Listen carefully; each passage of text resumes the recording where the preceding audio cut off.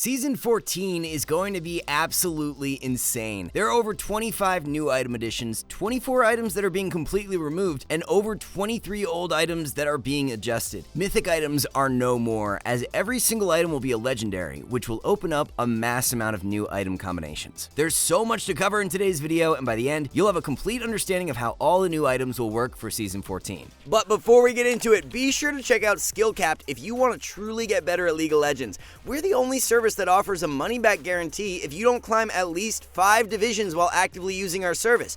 We do this because our service really does work, and if it doesn't work for you, you shouldn't pay. Learn more at the end of this video or click the link in the description below. Let's start things off by diving into the Mage item changes. A bunch of Mage items are going to be completely removed, including Crown of the Shattered Queen, Everfrost, Leeching Leer, Demonic Embrace, Night Harvester, Ludens, and one that everyone can rejoice about being Stopwatch. Yes, you heard that right, Stopwatch and Perfect Timing will no longer be in the game, but there's a bit of a twist that we will cover in a bit. Just before we get into the brand new item additions, there are a few adjustments to Mage components. Amp Tome will cost just 400 gold now, as opposed to the 435 from before, and it will provide you with the exact same amount of AP, being 20. So a small buff to all AP champions across the board here. Back in action for Season 14 after being removed for the past few seasons is Haunting Guise. Rumble mains are going to be loving this one, along with many other damage over time champs. Just to note here as well, for all the changes that we cover, to keep the video more condensed, we won't always mention the base stats or cost of the items. Those will just be up on screen for you guys to see. We'll mainly focus on addressing the passives or actives and talk about which champions will benefit the most. So for Haunting Guise, the passive deals 2% bonus damage for each second in combat, which stacks up to 6%. A few champs we expect to like Haunting Guise the most include Rumble, Cassiopeia, and Malzahar.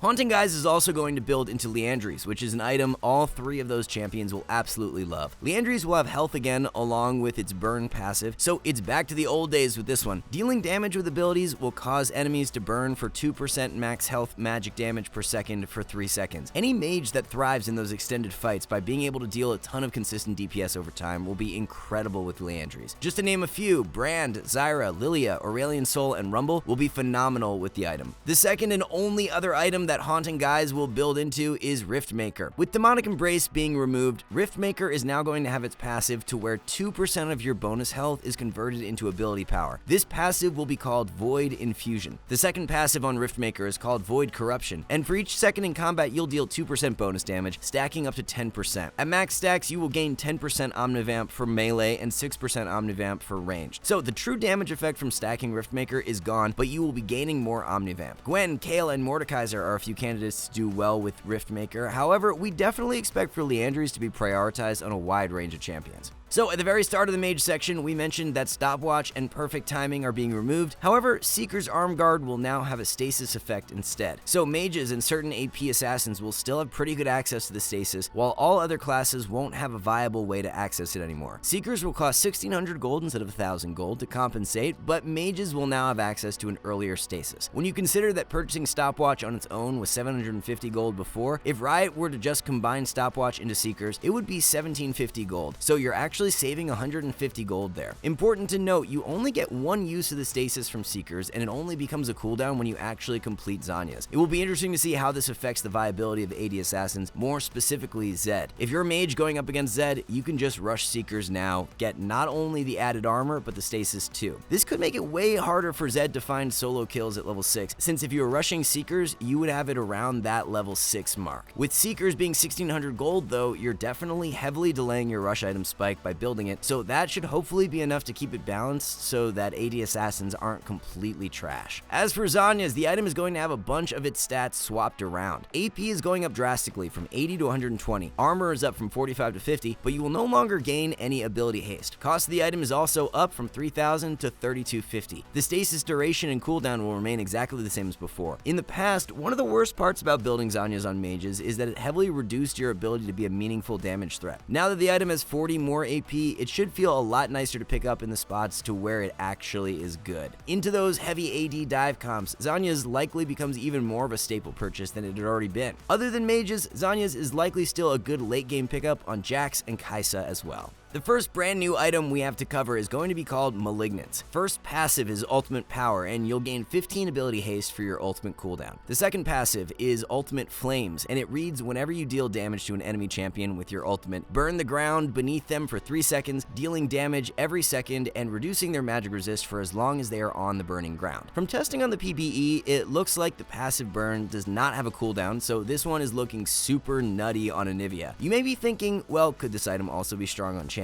with spammable ultimates that aren't mages? Probably not, because the base stats just wouldn't make sense. Udyr is one champ who comes to mind that would obviously love the passive, but the item has no defensive stats whatsoever, which would make him extremely squishy. Other than Anivia, Swain is the second champion we can think of who would really benefit a ton from the passive. Malignance likely remains one of those niche items to where only a few champs actually like it, but those who do are absolutely insane with it. Caster's Companion is the next new item, and it's going to work in a similar way to Luden's. The passive provides you with a shot charge every 3 seconds, up to a max of 6 charges. Damaging abilities will consume all charges to deal additional damage. This one is probably going to work quite well on poke mages that are looking to slowly whittle down opponents across an extended fight. The shot charges will really add up over time and provide you with a lot of value in those extended fights. Storm Surge is going to be the item that a lot of burst mages lean towards. The first passive, called Storm Raider, reads that after dealing 35% of a champion's max health within 3 seconds, apply the second passive Storm Surge and grant the user 25% move speed for 2 seconds. This will have a 20-second cooldown. The second passive, called Storm Surge, will activate 2 seconds after you deal 35% of a champ's max health within 3 seconds and deal a burst of damage. If the champion dies before the passive goes off, lightning will detonate in an area around the dead enemy and grant you 30 gold. Think LeBlanc, Lux, Syndra, any of these mages who have combos that can chunk for a large amount of damage very quickly will have the greatest potential with Storm Surge. Crypt Bloom is going to be the item you look to run on your mid lane enchanters. Karma and Seraphine will have good potential with this one. The passive works so that whenever you get a takedown within 3 seconds of damaging the enemy, you'll create a healing nova on their location that heals allies. This passive will have a 60-second cooldown. The big cooldown here seems kind of excessive, but after all, this is still preliminary and things can be changed before they hit live. Unless the heal is extremely powerful, the item is probably going to remain quite niche. It's either going to be broken on a ton of champs or only useful on a few. Horizon Focus is going to work pretty similar to before. However, when you reveal the enemy with the Hypershot passive, the new Focus passive will kick in and you will now reveal all other enemy champions within 1200 range of the target you hit. This will actually make scouting brushes really nice for longer ranged mages like Xerath, Vel'Koz, or Ziggs. If you get a hit, that added vision will be really nice to let you know if you can move forward or if the whole enemy team is waiting to ambush you. Shadow Flame is going to have a completely new passive. Instead of granting you Magic Pen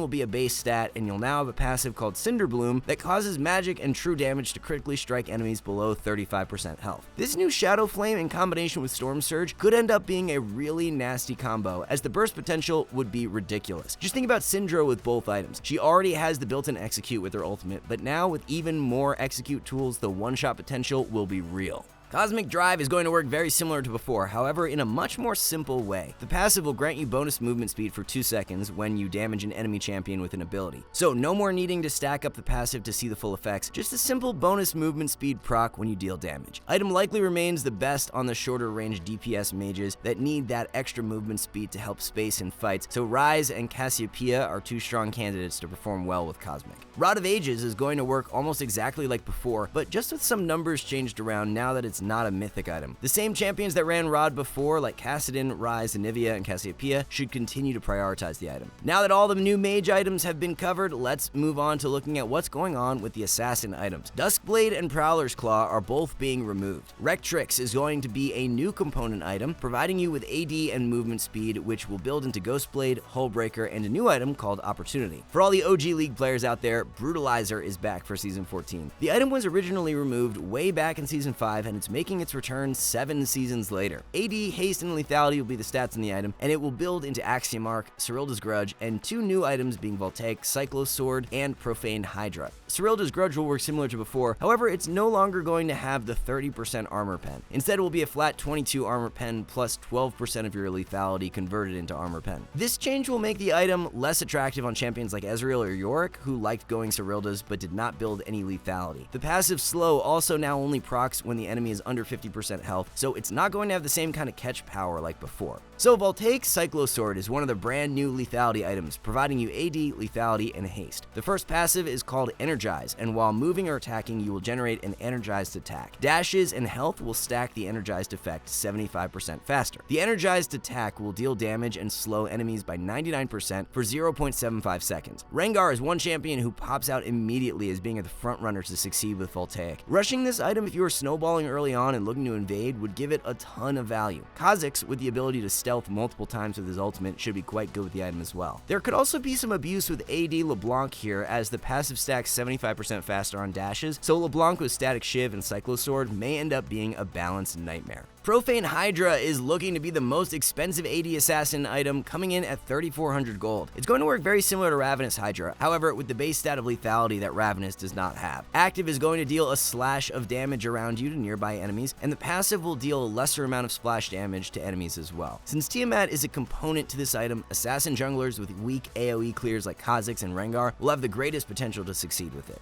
Hubris is a super unique item like we've never seen before, as its passive works so that when you kill an enemy, you are granted a statue of yourself. The second passive will provide you with bonus attack damage for 60 seconds when you kill a champion that you had damaged within the last 3 seconds. We'll have to see how effective this new passive is, because it's definitely what's going to determine whether the item is strong or not. Opportunity is the name of yet another new lethality item, and it's going to be focused around movement speed as a key stat. The first passive, called Murder, gives you bonus lethality for being out of combat. The second passive, called Murder Speed, grants 150 decaying movement speed for 1.5 seconds if a champion dies within 3 seconds of you damaging them. So a bit of an escape tool here, which could be quite interesting on Assassin Nocturne, who has an easy way into fights but struggles finding his way out. Just based off what we've seen so far, on paper, Opportunity is looking a bit less attractive than the other new lethality items. Alright, those are all the AD Assassin items covered now, so let's jump on over to the Bruiser or Fighter items. The items being removed from the game include Gore Drinker, Divine Sunderer, Silvermere Dawn, and Iron Spike Whip. Tunneler is going to be one of the new component items for fighters, providing AD and health. Tunneler will build into a bunch of items, being Titanic Hydra, Edge of Night, Hullbreaker, Starrick's Gauge, and 2 new items being Sundered Sky and Experimental Hexplate. Another new component item being introduced for fighters is Steel Sigil. This one will have AD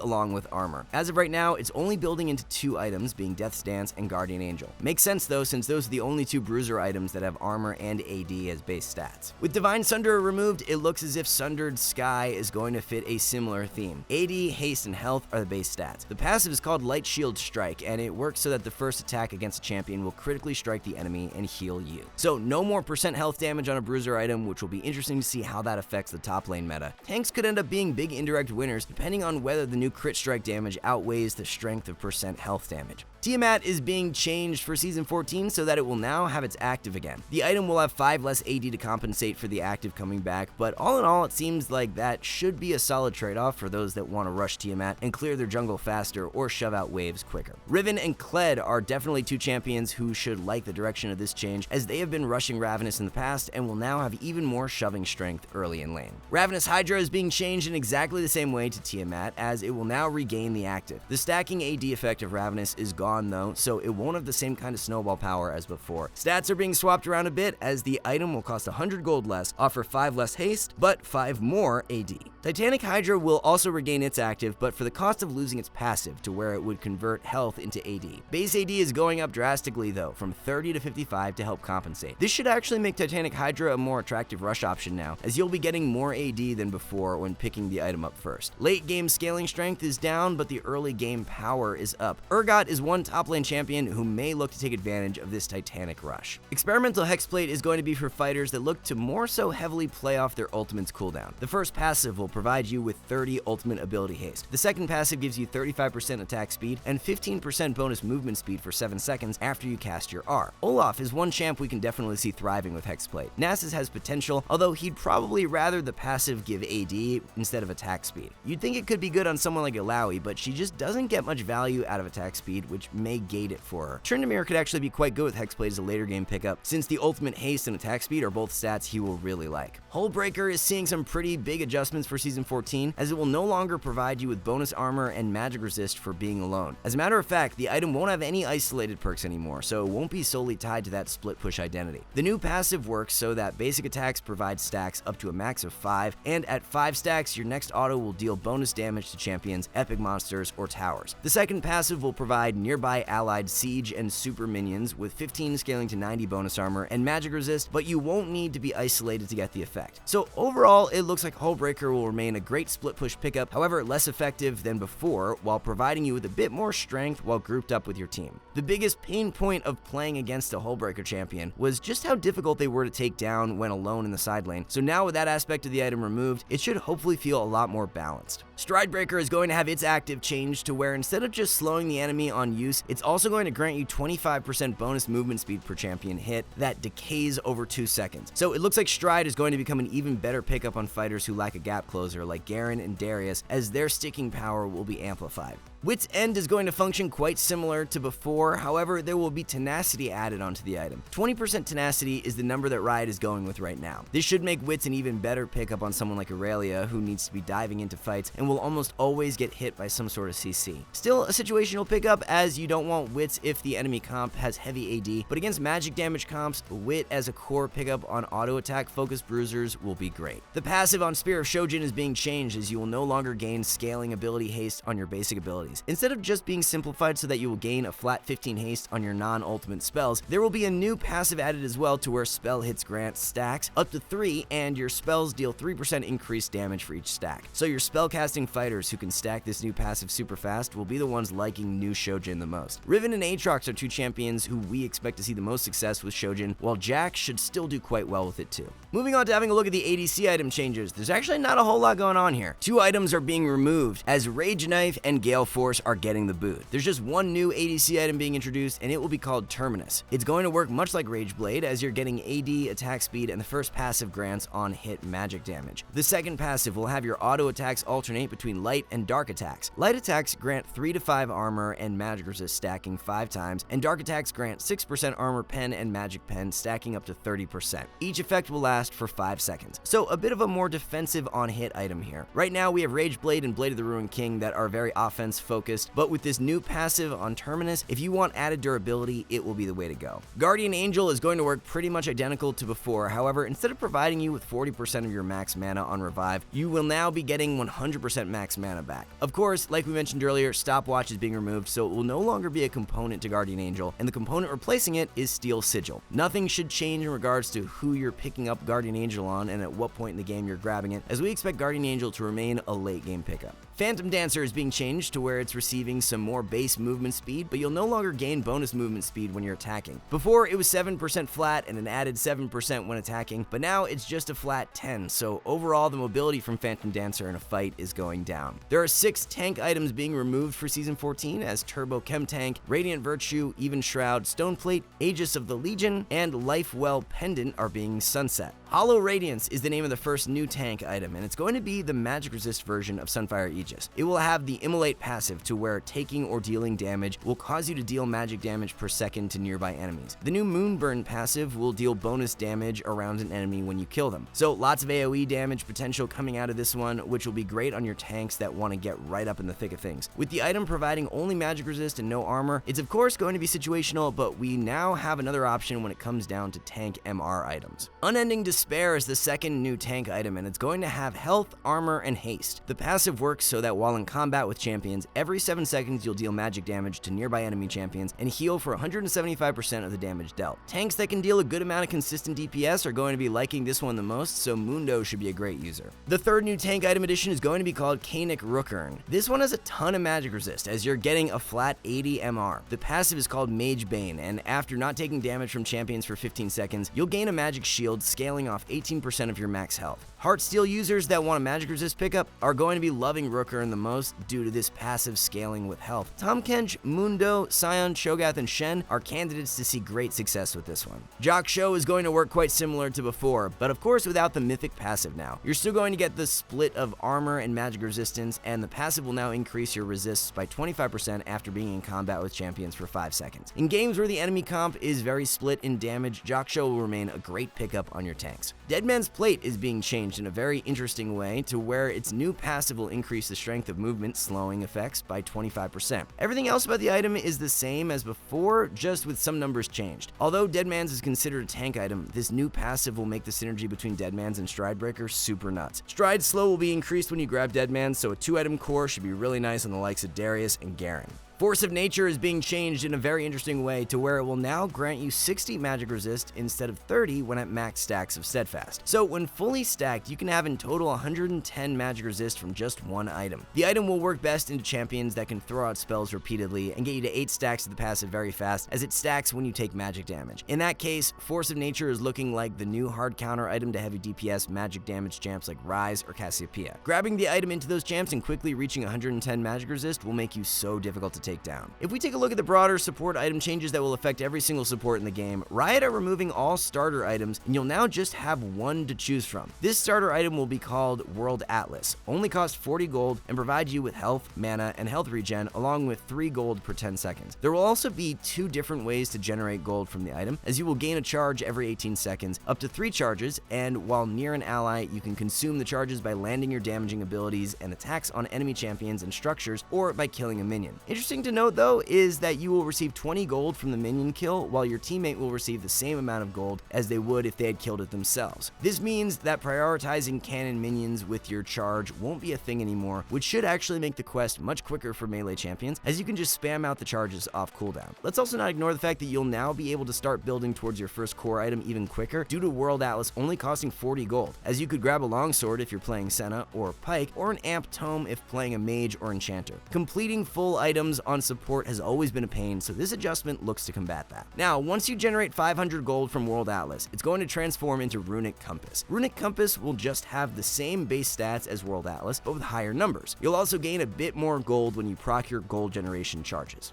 Once you stack 1,000 gold from Runic Compass, it's going to transform into Bounty of Worlds. Bounty of Worlds is where things get spicy, as you now get to choose between 5 unique support item upgrades. The stats on all the upgraded items will be the same at 200 health, 75% mana, and health regen, and 5 gold per 10 seconds, as the upgrade is the only thing that will differentiate them. Celestial Opposition is one of the upgrades you can choose from, and it will reduce incoming damage, lingering for 2 seconds after taking damage from a champion. So very similar to Crown of the Shattered Queen passive. When the damage reduction wears off, you'll unleash a shockwave that slows enemies by 50% for 1.5 seconds. The effect will refresh when leaving combat for 15 seconds. So we're looking at melee engaged supports to prioritize this one the most. Solstice Slay is the next upgrade option, and it's going to work so that when you slow or immobilize an enemy champion, you'll grant you and your lowest health ally 120 health and 90 movement speed for 4 seconds. Cooldown will be 20 seconds on this effect. The 90 movement speed really stands out there, and this could be a big winner on someone like Rakan, who loves movement speed to hit as many enemies with his R as possible.